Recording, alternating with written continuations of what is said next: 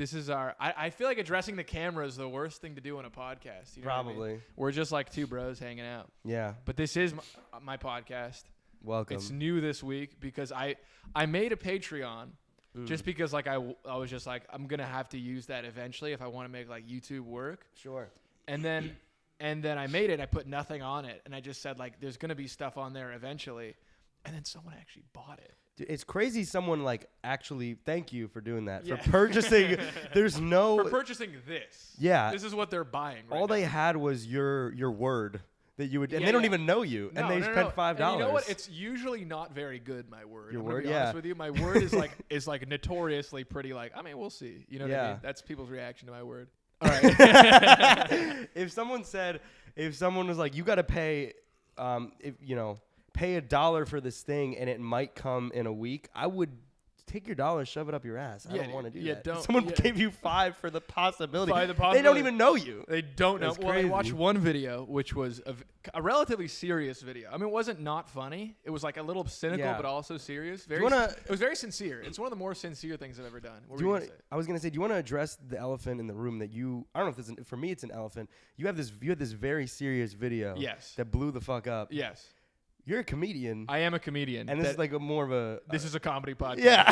This this dude was probably like, dude, this guy's so introspective. Yes. I think I am relatively introspective. You are, but I thought we were gonna be introspective about like Drake's cock was the thing we were gonna. That was our thing that we were planning to talk Yeah. about. Was Drake's cock came out this week. Yeah. And we're gonna get there, but Okay, I feel like there's cool. an elephant. I feel like we're like facing the camera a little too much. It's Yeah. impossible not to be conscious of a camera when a camera's in the room. I'm having fun with it though. I feel like I'm on stage, you know. All right, dude. All right. So yeah, I made that video. It's very serious, and you know, I actually have really appreciated the response. Like, it's been very great like response. positive. Like, people in the comments like, "Whoa, I've never seen people like say these things before." Which is like, Yeah. honestly, I was like, "Whoa, I didn't." Like, someone commented, "Oh my god, I'm crying right now," and then they deleted it, which is how I know, oh my god, I really made someone feel something. Wait, so you saw it before they deleted I saw it before they deleted it. Okay, You wow. know what I mean? Did And you so- like screenshot that? I did screenshot. Save it to your memories. Look at it every night.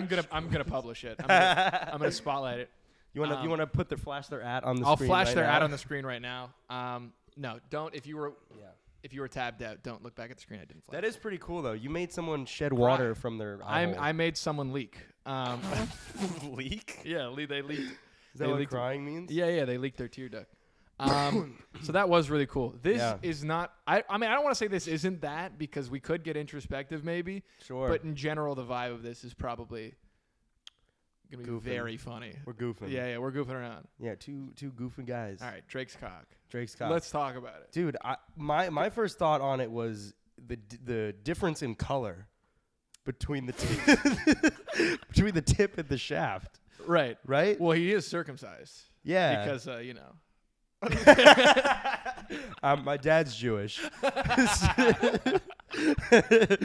No, but it stuck out to me because I have a white cock, and Right. it's about the same Right, color. right, It's right. slightly different, but it was like drastically whoa, you know.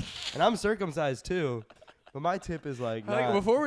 before we started this thing, you were like, all right, what are we going to avoid? We're going to avoid talking about race. Immediately, like, Drake's cock is a funny color. You ever notice that? it was funny.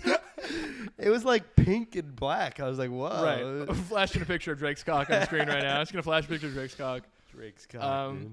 What I was talking with you about Yeah. is that like Drake is suing over his cock right now. Wait, really? Yeah, because the internet? Who are they no, suing? it's the lady who leaked the picture of his cock. Okay. You know what I mean?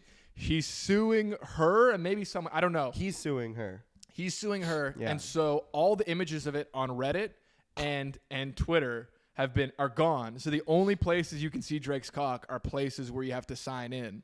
Wait, I saw it just on Google Images though.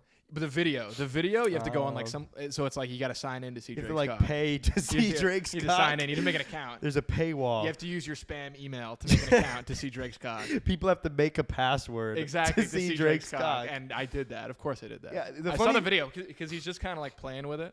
Oh, I didn't see the video. Yeah. So he's playing with it. He's just like playing around, you know. Okay. Does he finish? No, he's not even. He's just playing around. You know what I mean? I thought Yeah, he was yeah. like finishing himself off after she left. We are setting a tone with this episode. You got it. Hopefully, this podcast is going to go for a long time, and it's a strange tone we're setting right out of the gate. You know, I want to finish the conversation though. You want you want to finish? Wait, what was my final thought? My final. Oh, thought you was, set a timer as well. Oh yeah. Yeah. You want me to get my phone? Yeah. I guess I'll cut this out. Okay. All Wait, right. before we do that, can I finish this thought? Okay. Okay. I was gonna say, it's funny that we were on the topic of making an account to see Drake's cock.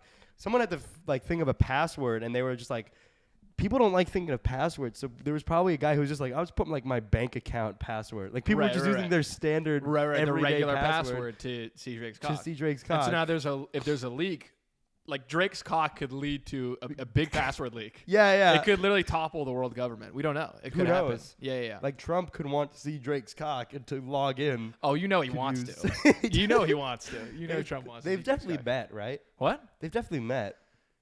I remember one time like years ago Drake dissed Trump. But it was like kind of like I don't know, it was like 2017. But it was like Okay. it was on some like it wasn't even like edgy at all to do. It was just like, man, there's an idiot in the White House, and it was like, all right, you know what I mean? I'm talking about like before the White House.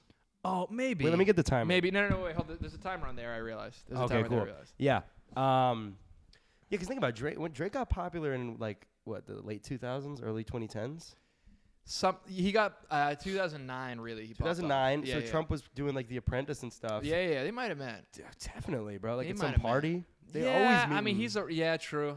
knows? I don't know though. We talked about Drake. Talked about his cock. Talked about. Oh, I want to talk about this. I've been listening to so much Drake that I feel kind of like sick. Not of Drake, but Yeah. like just like it messes with your head if you listen to too much Drake. Why is that? Because you just like he's just the coolest guy in the world. What? You know what I mean? Well, he's just like No, I don't. He raps about his life, and his life is just like I can't go outside because I'm so famous, and I sleep with a different woman every single night. And Yeah. he's just like it's just not.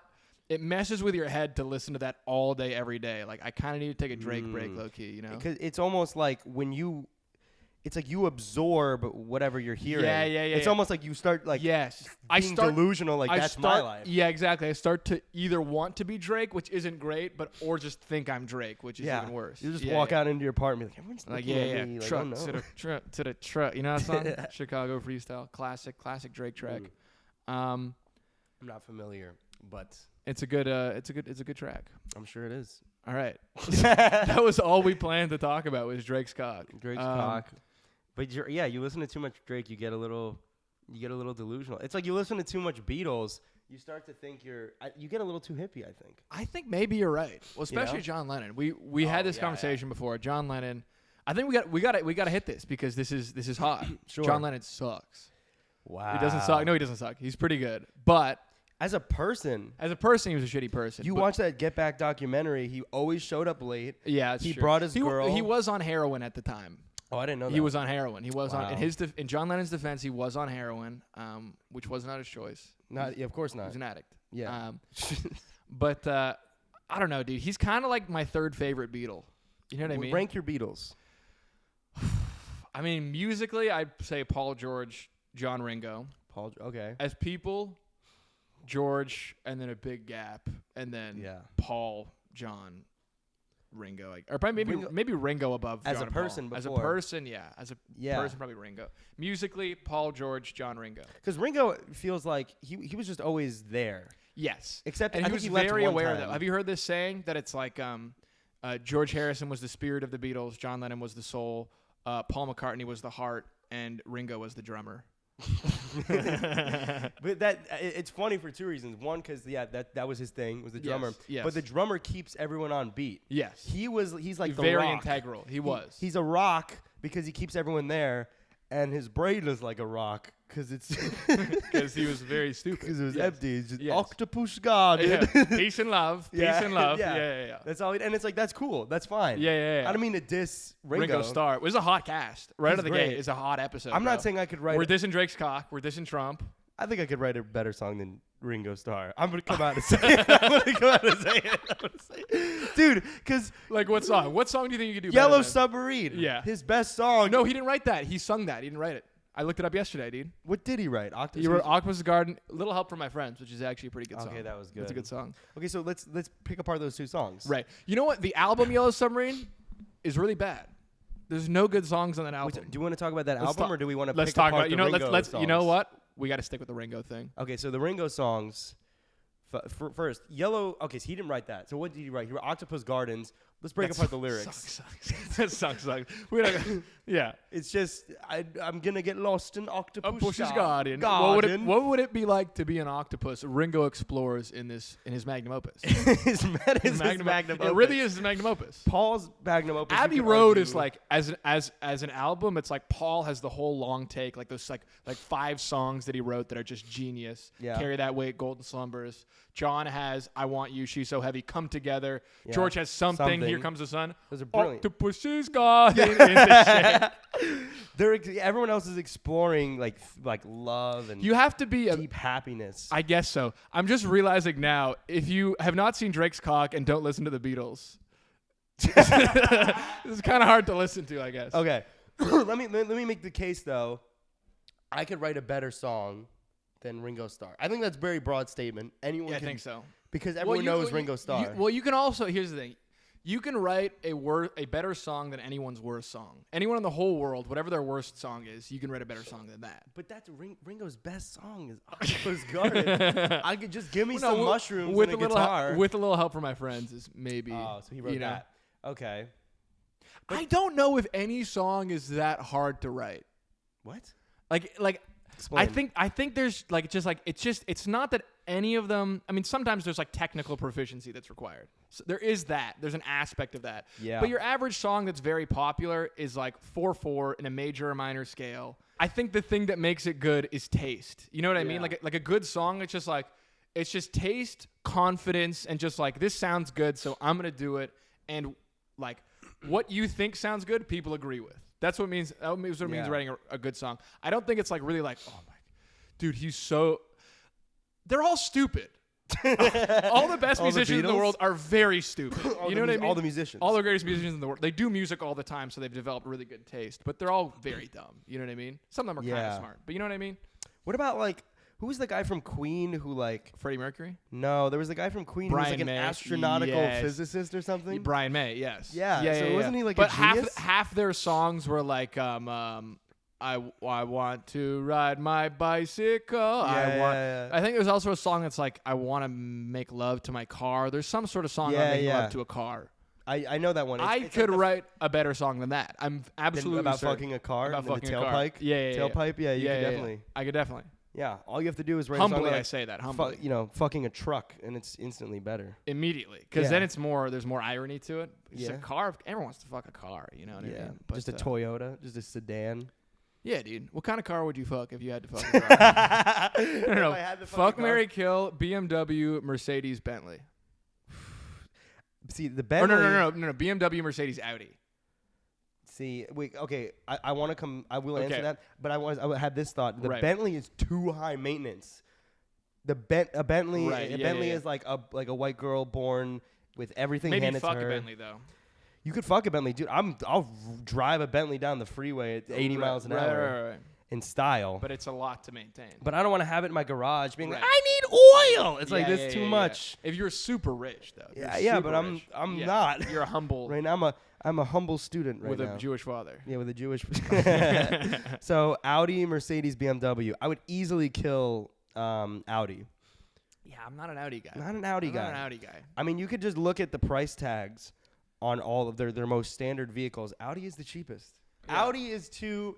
I heard that because I went with my grandma to go buy a Mercedes, which is a weird thing. I want to talk about this for a sec. My grandma is like in her 80s, and she wanted to buy a new car, a new Mercedes. She could hire a driver for the rest of her life, with the money that she dropped on a new Mercedes. But she was like, I want my independence. I want a car. Old people. So, old people stuff. Let's divide them from the conversation. They're not. I hope they're not listening. They're not listening. So, I went. If you're 80 years old and you're listening, drop a comment. Drop a comment in the comment section if you're 80 years old. Yeah, we'll do that. I'm gonna blur that gang sign that you just put up. My grandma, the salesperson was like, she said something like, the Audi cars. She talked like Eastern European. She was Eastern European woman. That's in the range. We're allowed to do Eastern European. I think. Well, we look similar. Yeah. My grandma on the other side was Eastern European. She was Ashkenazi. There you go. I have the blood. It's in the blood. She was like, yes, the Audis are no good because they are front center. The engine runs from the front, you want from the back. I don't know what that means. I went to private school. I don't know how cars work. But I was like, yes, of course. Yeah, so you BMW, agreed. Mercedes, they're better because they're back-centered wheels. Does that make sense? No, but this is all just to justify that that's what you would kill. So then between Yes. And so between Mercedes and BMW, Mercedes is floaty, and BMW is more you like. don't want to be married to a BMW though. BMW, she's a fast rider, bro. Yeah, no, but you don't want to, like, she's too like. I'm a BMW. You know what I mean? Like even more than a Mercedes. And what's a Mercedes? Mercedes is like, she's like rich. She went to private school, but like I think she's a little more humble about it. Okay. A Mercedes, like a BMW is like, they're the same level of richness, but a BMW is like me. You know what I mean? Like I'm a BMW. You know what I mean? Yeah. Like BMWs are notoriously terrible drivers. That's the stereotype. That's what I've heard. BMWs. When I think of a BMW, I think of like fast, low to the ground, sort of like speeding type. And so like I wouldn't want to marry that. That's too much. Fuck a BMW. I would fuck a BMW. That's a good fuck because the BMW is fast. Drake would fucking it's powerful. Drake fucks BMW. Drake definitely fucks BMWs. If Drake was gonna fuck a car like the guys in Queen, he would fuck a BMW. A BMW. So I guess I'd marry a Mercedes, which is crazy because if I had to buy a car right now, I would buy a BMW. Like if I had all the money and between those three. Because I'm in my 20s, I want to speed. I want to. If I was uber rich, I'd get a Rolls Royce just straight out the gate. A Rolls, like to me, that's the car, dude. I know. Dude. Yeah. But I mean, like that's my taste rather than like a Bugatti. Yeah, Bugatti's sporty. That's too much. I like a Rolls. It's just classic, elitist. Don't talk to me if you're poor. Yeah. You know, get out of here. You know, that's me. It's like I'm better than you. I was driving. I'm better than you car. John Lennon drove a Rolls Royce. Did you know that? I didn't know that. I thought he would have been like more humble, like drive a Volkswagen or something. No, but it was the '60s, and he painted it like psychedelic colors. Oh wow. Yeah.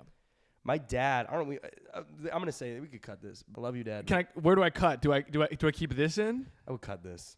I'm saying that out loud. My father still works. He's not retired yet. All right. So now I'm uncutting. I'm gonna keep that though. Okay. That your dad said something. So we know your dad said something that could get him fired. Yeah. I'm not gonna say what I revealed it. Okay, good. Yeah. Well, that's regular. Everyone's dad does that sometimes, right? Yes. Or is that just like a us thing? I don't know. I think white dads in their 50s will just. They'll. I mean, here's the thing. They've let it go. They're like, it's just like, what are they gonna get out of being better people? You know what I mean? They're 50 years old. You know, they made it. Maybe I'll cut this too. I don't know. Now, when you open up the cut, then I'm just thinking the whole time like, well, maybe I'll cut this. You know what I mean? My bad. Dude. No, it's okay, dude. It's okay. I thought it was funny. No, I was trying to make you laugh. It was very funny, and Okay. it did make me laugh. And I'm thinking like, this might be a good pausing point. Can I pee? Yeah. All right, let's pause. So you had a show yesterday. I did. How do you think it went? Shout out Comedy Boulevard.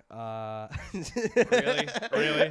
They need a shout out from you now too. You already brought a paying guest. Man, listen. If I can bring more people, here's the thing about stand up when you're an open micer in LA. If you can get people to come out and they say your name, dude, you're valuable, dude. It's true. It's a sad thing about it's the difference between LA because I've done stand up in New York and LA. And in New York, there's much less bringers. Bringers exist. Bringers are when, in order to get stage time, you need to bring at least 3 people. Yeah. And paying. Yeah, a certain number you have to bring for the audience, for the folks at home. Yeah. It's when you have to bring people to a show. Yes. In order for you to be allowed to go on stage. Yes. And I was doing the shows where there were people that needed to bring people. Luckily, I didn't need to bring people just because the manager was really likes me. She was very kind. They're very nice people. But it went well, and but the sad thing about being a comic in LA, like I was saying, you need to have that factor. Every show is like a bringer. Every show you need to be able to show your value by bringing people. It's not even less not emphasis. If you're good. It's not if you're good or not. Yeah, it's honestly It's honestly pretty much irrelevant. If you can consistently bring out 15 people, you could like just take your dick out. They'd have you on. I literally had a show like that. Do you remember that at the Improv? Remember the show was on at the Improv? It's sad. Yeah. Yeah. The guy who was hosting was we're not gonna go into it. They can't find this show, but it was like It was just like a guy who was like the main comic called him a hack, which a hack is a really bad comedian. Yes. The main, like the headlining comic, the best comic on the show was really like when he brought him up, it's like, that guy's a hack, which you're not supposed to do that to the audience. Oh, like, yeah. That's the worst thing you can do is like insult the other comics, you know? Yeah. But the guy was just so like, bleh, that the main comic. Too broy. A little too broy. Too broy. But Even for us. Even for us, dude. We have we're on a podcast right now, and we're like, damn, that dude's too broy. Too You know what broy, I mean? But no, he brought out half the audience. But remember, he smacked my ass as I was coming on stage. I never met the guy before. The first time I met him is as he was bringing me on stage. He had to look my name up in his phone, and then he smacked my ass as I was grabbing the mic. He touched your butt. He touched my butt 3 times. He smacked me. And here's the thing. 3 times? Like, what? He did like that. Wait, so you let him smack you? You would think after the first smack, you're like, no, but it was like, it was quick. It was rapid with Who rapidity. smacks ass 3 times In sequence. Dude, even when I was, wait. It's crazy. For the folks at home, let's get the sound in here. Yeah. It was like that. 1, it was 2, like 3. You can't really stop that. You know what I mean? It's like, all right, it's happening. Can we break down? It was already happening. Can we break down the psychology? What's going through your mind in between each smack? So let's go through this whole thing.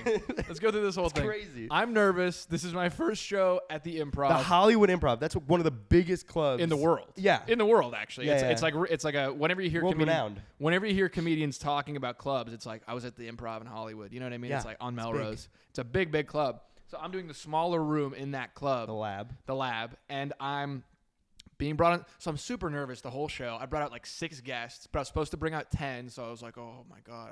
They still let you on though. Still let me on with 6 guests. I mean, and I think when they ask you to bring 10, I think they're hoping for 5. You know? Okay. I think realistically. They wouldn't. It's crazy. You don't get paid unless you bring 10. Oh. It's insane. Wait. So what if you brought no one? Would they even have you on? They probably wouldn't let me on. Wow. They probably wouldn't let me on. See, it's when they say 10, it's like bring 5 to get on. Just don't. Probably. Yeah. I mean, they'll probably tell you got to bring 10 to go on, but then they'll let you. You know. It's anyway. Yeah. So I'm nervous the whole show. A, because I thought I needed to bring more people, and then B, because it's like it's the Improv. I'm giving too much credence to it. Yeah. I don't know what the audience the crowd didn't seem that hot. The host had a way different energy than me. I never met him before, and there was like a booker at the show, like the guy who runs the show. Like I wanted to impress him. Yeah, so he'll put you on more shows. Super nervous. Yeah. And my material like wasn't as put together then as it is. But you always kind of feel like there's always a natural like, I don't know if any of this is going to work at all before you go on stage. Yeah. Like, you never know. That's the risk. That's the risk, you know? So as I'm going on stage, I'm just like running through my first 3 jokes. It's like 100 people. How many people? 50 people in there? 50 people, something like that. 30, it's a decent audience. 30 to 50, somewhere in that range. Solid, I don't know solid exactly. audience. It was a solid audience. And they're like, a lot of them are probably paying to see a real show. It's not like it's not like an open mic. It's like not like they're paying to see a real show, and they're expecting it to be okay. It's at the Improv. It's the Improv. That means something. And so as he's bringing me on stage, I'm just like thinking about what's my first joke? How do I say it? What's the tone I want to strike with the audience? And then he's smacking my ass, and like literally the word that's going through my head is okay. So it's just this big moment for you. Yeah. And it's like it's almost like this doesn't matter because I'm about to go on stage. It's like, all right, I'll tolerate fine. it. It's fine. We're doing the ass. Okay. All right. Okay. Can I go through this guy's mind? Like, what's going in his dude's head? He's like, all right, I'm going to have a great fucking show. I'm going to bring this dude's up. He looks like a bro. He's a white guy. Hey, kill it, my dude. It's just like football. That's how I know you're a musician is because you got the timing right. That was the exact time. Triple it. Triple it. Yeah, exactly. There's no way this dude was a musician. He had off rhythmic slaps. He was like, Even that was pretty good. I can't help it. That was like swing timing. You know what I mean? That was a little jazzy right there. It's not like in his mind he was like on his ass. Like he was like, man, I got to do a little swing time for this sexual assault, dude. Yeah. I was just doing the breakdown, and Phil Collins coming in the air tonight. So yeah, what were we talking about before we got on this guy smacking my ass? And then I bombed. I bombed for like you bombed. You were there. You did bomb. It was tough. You did bomb. You were laughing though. I was laughing because I'm your friend and watch. Yeah. Here's the thing. I don't know if people know this about stand-ups.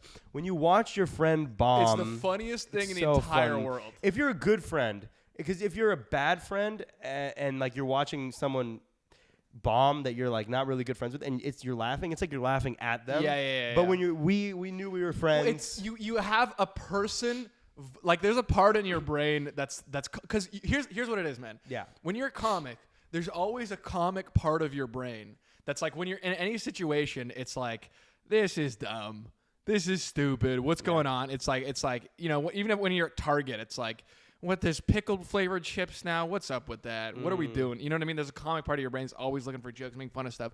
When you're on stage, you're just trying to fully embrace your own character and your own act and your own jokes. Yeah. But when you're bombing, your friend is like vocalizing that part of your brain while you're on, because when you're on stage, you're supposed to be the comedian, so you're not allowed to like really fully. I mean, I guess if you're a great comic, you'd be like, this is not going well. You know what I mean? You can win them back and make it work. You can win them back. But when you're bombing and your friend is laughing at you, it's like that part of you that's a comic has like a voice in that moment, I guess. Acknowledge, yeah.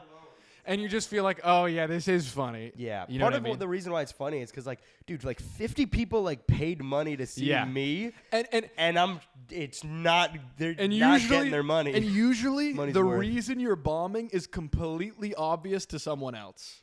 You know what I mean? Like to another comic? To another comic. It's usually just like, I mean, like immediately you lost them here. It's like, why'd you talk about that in the first minute? It's just like, been there. You know, I've been there so many times. Yeah, I've been there this week. You know what I mean? Yeah, like it's like you lose them right away. You've been to loser town. I've been a loser. You've taken the train, taken the bus. Yeah, dude. I mean, I've walked to loser town. You don't take the bus. You don't have money for the bus. Oh no, you don't it's have all money. stripped away. Yeah, dude. you try and hitchhike, but you know you get picked up by some sort of shady fellow, and then you decide I'll just walk. You know, and then you get to loser town. And what do you do with loser town? You just hang out. You just That's hang. all there is to to do. There's nothing to do. You just hang out. You play a little Xbox, but the Wi-Fi's not working. So you just like play Call of Duty Zombies by yourself, which is never fun. You gotta walk around Kmart, like that. You gotta buy something there. Yeah, you gotta buy something. But you don't want to buy anything. You're just looking for stuff and then to do. and then you're like, fine, I'll finally buy something, and you get like this like little pink wafers, like the Keebler Elf wafers. And then you don't have enough money in your bank account, and it's just you're in loser town. That's what it feels like to bomb. Is you're just walking around, and everyone is just like, why are you here? You know? For like 10 minutes. It's like 10 minutes of everyone looking at you like you're going to leave. You're wasting, if there's 5 comics on a show and they paid $10, as they're watching you, it's like you're wasting 2 of their dollars. Yes. You know what I mean? And usually if it's at the Improv, they paid $40. You know, because they're paying $15 for a ticket and then the drinks. You know what I mean? Drink minimum. It's like it's the Super Bowl today when we're recording this. Oh wow! It's like it's like walking into a Super Bowl party. There's like 50 people there, and all 50 of the people, as soon as you walk in, are like, why are you here? And then you have to talk to all of them for 10 minutes before you can leave and try to be like, how are you guys doing? And they're like, and they all, like, please leave. They all want you to leave, but you both know that you're not allowed to. Yes. You know what I mean? There's this social arrangement that you have to stay up there, and it'd be weirder if you left. Yes, that's what's so weird. If you like left. One time I bombed so hard at an open mic, like the room was just not feeling me. I told you this before. I just walked off stage and left the mic. Jesus. And it was at the Boulevard. Yeah, I didn't want to. Yeah, it was the Boulevard. It was the Boulevard. And I think I permanently ruined my relationship with them just because it was so weird, dude. I thought Daria. We could say Daria's name, right? Yeah. I thought Daria was like, it's just open mic. You're fine. She said that, but you can tell it's like, oh, you know, they lost a little respect for me, maybe. Let's say it was an open mic, dude. Yeah, If you did that at a show, it would be different. Oh yeah, if I did a show, it'd be weird, dude. Yeah. But as I was coming back in, they were just like, "We were afraid you have a gun." Yeah. All right. Maybe let's put a. Hold on. Yeah, let's put a pause on it here, and then let's do the Patreon episode. I think we served the audience well. I think we served them. We're servants of. We're them. served something authentic for sure. It was authentic. Whatever we served. These are all topics we would talk. We about. would totally talk about. No this. way. Yeah. This is what our conversations are like. We didn't even introduce who you are.